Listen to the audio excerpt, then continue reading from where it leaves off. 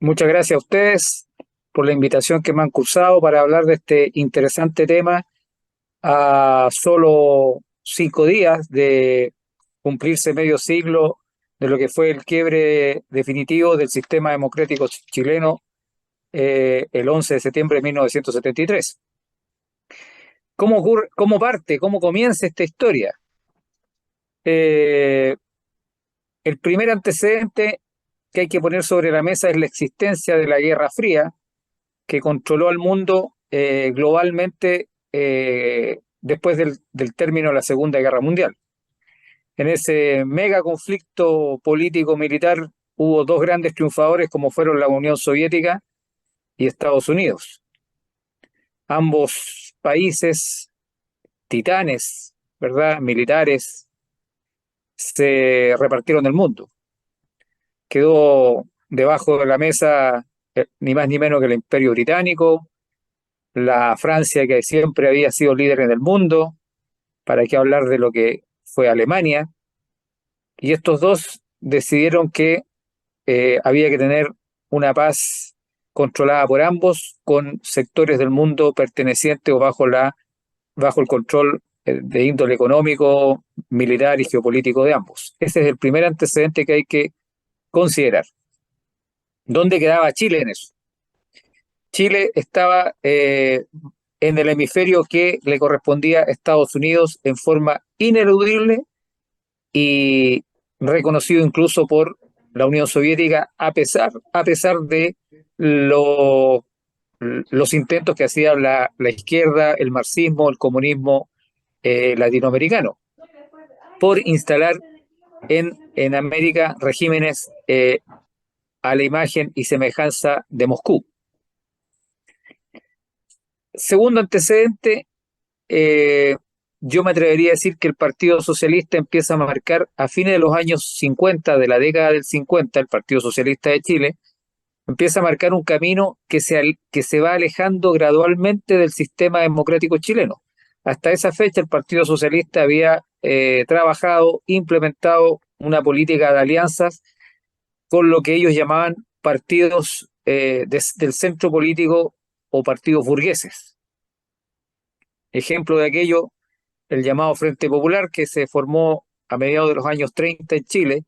Hay imagen y semejanza de lo que había ocurrido en Francia y lo que había ocurrido en España. Y el Partido Socialista entró al gobierno en 1938 con la elección del radical Pedro Aguirre Cerda, y ahí se mantuvo incluso hasta en el gobierno de Carlos Ibáñez del Campo. Llegó a estar el Partido Socialista involucrado en esta política de alianzas, de poder estar ahí compartiendo el poder con otros partidos del espectro nacional.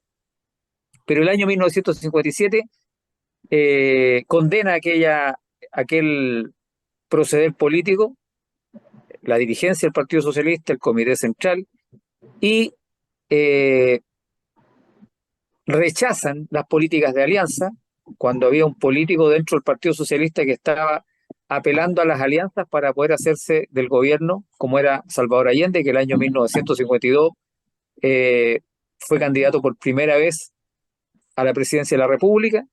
Y al año siguiente de aquel 1957, año en que el Partido Socialista empieza gradualmente, y ojo, antes de la Revolución Cubana, empieza gradualmente a alejarse de la democracia republicana imperante en Chile bajo el amparo de la Constitución de 1925. Al año siguiente, Allende, apelando a lo que su partido condenaba, es decir, a las alianzas político-electorales, tiene una segunda intentona para llegar a la moneda como presidente de la República, donde fue nuevamente derrotado. En el año 1964 se creía que Allende iba a llegar a la moneda y fue derrotado ampliamente por la candidatura de Eduardo Frei, por circunstancias incluso no previstas, como fue una elección complementaria en Curicó, donde un candidato socialista arrasó en una elección complementaria para diputados en marzo de 1964, el año de la elección presidencial, lo que gatilló las alarmas en la derecha chilena, quitándole el apoyo el Partido Conservador y el Partido Liberal al radical Julio, Durán. Julio Durán Neumann, eh, quedando esta candidatura casi como un saludo a la bandera y yéndose toda la derecha chilena a apoyar al candidato de la democracia cristiana, Eduardo Frei Montalva. Gana Frei y al otro año, inmediatamente, comienza ya a acelerarse el quiebre del Partido Socialista con la democracia chilena. En junio de 1965 tiene este partido un Congreso General en la ciudad de Linares, donde se aprueba la política insurreccional de rechazo a la democracia republicana electoral, la llamada democracia burguesa, de acuerdo a la perspectiva marxista, ¿verdad? Junto con eso, en agosto de 1965, 2 meses después de estas decisiones socialistas, se funda en Santiago el Movimiento de Izquierda Revolucionaria MIR, que entró a la arena política sin querer derechamente y manifestándolo así, estar en la arena política democrática, sino que diciendo que su lucha política iba a ser sí o sí y por la fuerza de las armas, que ellos estaban orientados hacia la revolución al estilo cubano. Cuba era su espejo, Cuba era su mentor y el MIR se transformó en definitiva en la voz política de Fidel Castro en Chile. Casi un representante político del castrismo en Chile fue el MIR y sus dirigentes durante el gobierno de la Unidad Popular. Y en el año 1967 el Partido Socialista da un paso más hacia arriba o hacia adelante en esta ruptura con el sistema democrático y ya no solo aprueba una vía insurreccional, sino que derechamente aprueba la vía armada para la toma definitiva del poder. Porque bajo el concepto que ellos manejaban, el camino, el único camino que tenía Chile para encontrar la solución a sus problemas era la revolución socialista y esa revolución socialista tenía que ser por la vía de las armas. Así lo manifestaban ellos. Por otra parte, y en este escenario de Guerra Fría que señalé en el principio, dado además el triunfo de la Revolución Cubana en 1959, Estados Unidos comenzó a actuar con fuerza desde el punto de vista político y desde el punto de vista militar. Desde el punto de vista político, Estados Unidos diseñó lo que se llamó la Alianza para el Progreso. El gobierno de Eduardo Frei es un reflejo cabal de aquel diseño político que quería convencer, digamos, de que una revolución marxista, una revolución violenta al estilo cubano no era el camino para Latinoamérica, sino más bien una revolución en libertad, tratando de alejar al pueblo chileno, voy a hablar estrictamente de Chile, no me voy a referir al resto de Latinoamérica, de la tentación de caer en lo que propiciaba la izquierda, que era la revolución armada. Y en materia militar se creó el PAM, que era el Pacto de Ayuda Mutua entre Estados Unidos y Latinoamérica, en este caso Chile, y el TIAR, el Tratado Interamericano de Asistencia Recíproca, que también era un tratado de índole militar. Junto con ello, los comandantes en jefe de todos los ejércitos latinoamericanos se reunían una vez al año. El año 1960 fue organizada esta reunión por primera vez, o sea, un año después de la Revolución Cubana, buscando obviamente definirse, blindarse, organizarse, coordinarse para tratar de repeler el ingreso, la influencia soviética en todo el hemisferio americano, desde Alaska hasta Tierra del Fuego o más al sur. En el año 1966 esta reunión se efectúa en la ciudad de Buenos Aires. Ahí el futuro presidente de facto de Argentina, el general Juan Carlos Onganía, acuñó una frase en el sentido de que ya habían desaparecido las fronteras físicas, las fronteras geográficas, sino que se estaba frente a un escenario de fronteras ideológicas. Es decir, dentro de Argentina podían haber enemigos internos, dentro de Chile lo mismo, y alianzas entre argentinos y chilenos de una corriente política y argentinos y chilenos de otra corriente política. Estoy poniendo estos dos países como ejemplo por la cercanía y la gran frontera de índole geográfico que tienen. En ese escenario es que se presenta a su cuarta postulación Salvador Allende, es elegido candidato presidencial del Partido Socialista sin una mayoría absoluta, porque de todos los integrantes del Comité Central del Partido Socialista que votaron, la mayoría se abstuvo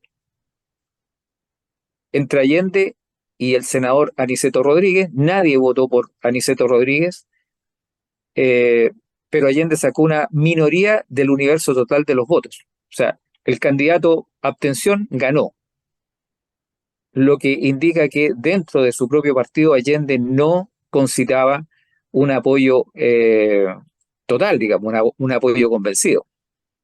Pero bueno, sacó esa mayoría relativa y fue como candidato del Partido Socialista a la elección dentro de la recién formada en octubre de 1969 Unidad Popular. En enero del año 1970, el 22 de enero, la Unidad Popular define al candidato entre cinco y es ratificado Salvador Allende como el candidato de este conglomerado de izquierda de hegemonía marxista-leninista. ¿Por qué? Porque el Partido Comunista sabemos que se definía como tal y el Partido Socialista en aquellos años también se definía como marxista-leninista. Por lo tanto, esta coalición donde estaba, por ejemplo, el Partido Radical, no tenía mucho que ver con lo que había sido el Frente Popular el año 1938, porque el año 70 los marxistas-leninistas hegemonizaban, lideraban a esta nueva agrupación política.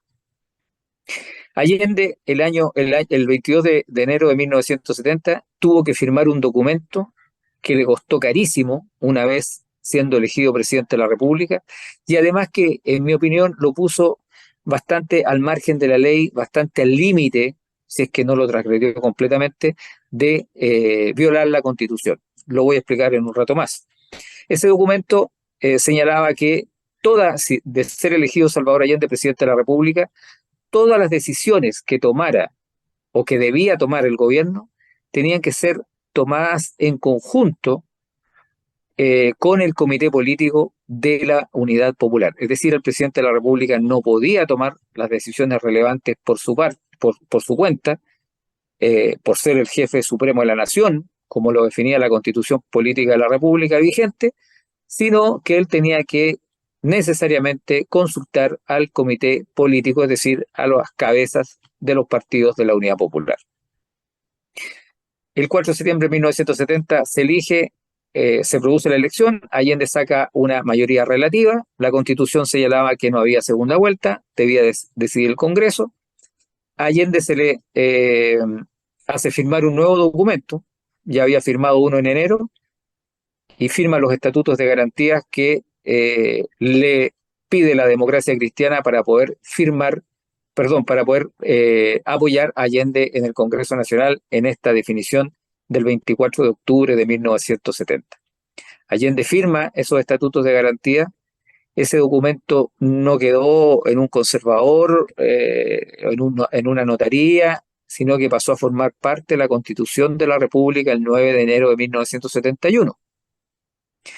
Porque se llevó a cabo una reforma constitucional que incorporó estos puntos que firmó Salvador Allende y que no era otra cosa que garantizar las libertades democráticas, republicanas, mantener al país por el camino que había tenido hasta la fecha y impedir que fuera conducido hacia un régimen de corte totalitario o que fuera a llevar a Chile hacia la dictadura del proletariado, como era lo que manifestaban los partidos de la Unidad Popular como objetivo. A pesar de que se hablaba de la elección de la revolución chilena con sabor a empanada y vino tinto, resulta que los partidos que encabezaban la Unidad Popular Socialista y comunista eran marxistas, leninistas y por lo tanto creían en que la solución para todos los problemas de la humanidad era la dictadura del proletariado. En base a eso se le hizo firmar a Salvador Allende estos estatutos de garantías que pasaron a formar parte de la Constitución chilena de aquel entonces.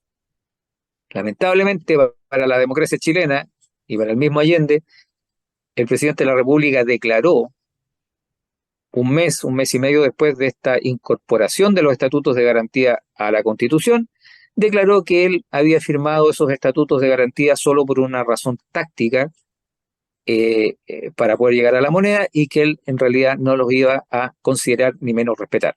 Es decir, sin ningún tapujo, él señaló, reconoció que él no iba a respetar la Constitución porque esos estatutos de garantía, y eso es muy importante tenerlo claro, habían pasado a ser parte de la Constitución política de la República.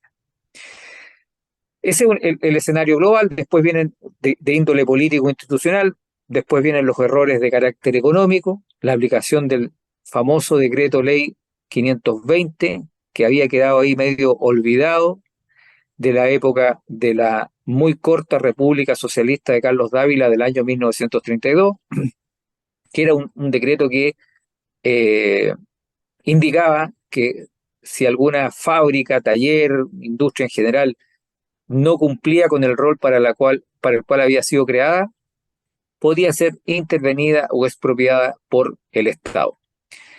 Y este decreto fue encontrado y fue aplicado mañosamente por activistas políticos que creaban las condiciones para que las industrias, las fábricas, los talleres se detuvieran en su producción y posteriormente a estar detenido, denunciaban esta detención en el Ministerio de Economía y el Ministerio de Economía procedía a aplicar el decreto 520, requisando o interviniendo la fábrica, el taller, la industria en general que estuviera en la condición de detención de la producción. Por otra parte, el programa de la Unidad Popular señalaba que iba a crear tres áreas de la economía. Una, el área estatal llamada eufemísticamente el área social, pero era el área estatal porque en definitiva eran las empresas que iban a pasar a ser parte o a estar bajo el control único del Estado. Un área mixta que se entiende que iban a estar compartiendo control capitales privados con capital estatal, y una muy pequeña área privada eh, que iba a mantener, digamos que se estipulaba que iba a mantener el control el mundo privado sobre esta área de la producción. Ahora, nunca se definió cuáles empresas iban a ser parte del área estatal y cuáles no. Por lo tanto, eso fue creando una incertidumbre brutal dentro del aparato productivo chileno. Lógicamente, los dueños de fábricas, de empresas, al no saber si en una semana más, en un mes más, en 2 meses más, se le iba a requisar, se le iba a estatizar su unidad de producción de la cual era dueño, no compraban insumos, materias primas, no menos se pensaba en ampliar las capacidades de producción porque había un grado de incertidumbre total. Y la economía se mueve por certidumbres y no por incertidumbres. Cuando hay incertidumbres, el aparato económico en general tiende a detenerse. En los campos ocurría algo similar, lo cual también fue parando la producción del alimento más básico, como es la producción del campo. Eh, el programa de la Unidad Popular hablaba de, comillas, profundizar la reforma agraria de Frey. La reforma agraria de Frey consideraba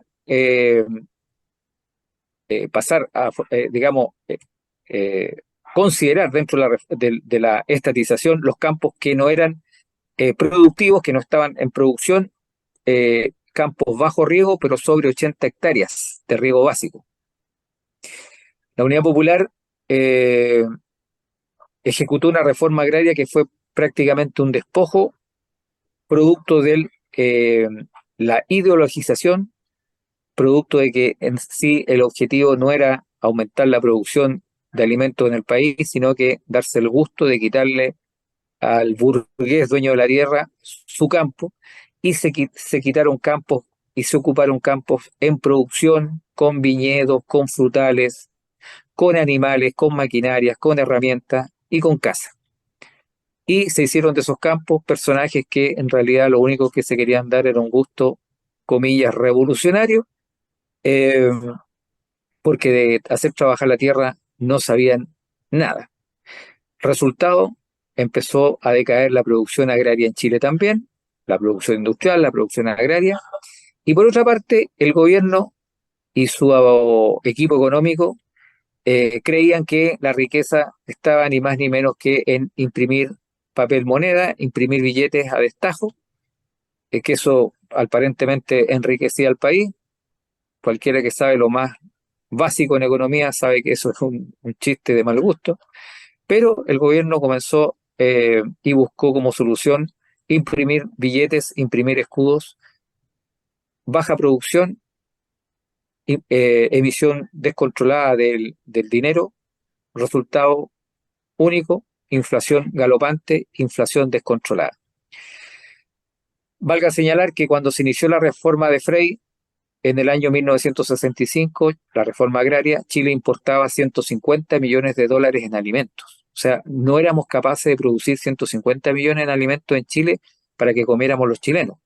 Eso uno le decía, bueno, entonces se justifica una reforma agraria que ponga en producción los campos que están sin hacerlo. Pero resulta que a fines de 1972, cuando ya llevábamos 2 años del gobierno de Salvador Allende, la importación de alimentos ascendió desde los 150 millones de dólares del año 1965 a 450 millones de dólares del año 1952, con la consiguiente salida de capital de divisas de Chile, con la consiguiente devaluación galopante del escudo que era nuestra moneda en aquella época.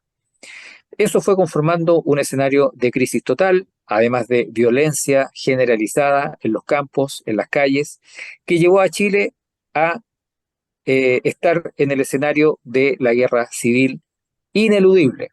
Para que haya una guerra civil tiene que haber un escenario, una condición básica, una condición uno, que es la existencia de dos grupos irreconciliablemente enfrentados. Y eso era lo que tenía Chile. Y para escalar a la guerra civil se tiene que producir la politización de las Fuerzas Armadas, las que, conformada por hombres, por seres humanos, toman partido o tienden a tomar partido por uno de los dos bandos que están en esa lucha irreconciliable. Eh, Chile estuvo en esa condición y finalmente se trató primero eliminar la condición uno, la de los dos bandos irreconciliablemente enfrentados, se fracasó y finalmente se buscó eh, eliminar la condición 2, que era la división, la intervención militar fraccionada, como ocurrió en Chile en 1891, como ocurrió en España en 1936, por dar dos ejemplos clásicos y cercanos a nosotros, digamos.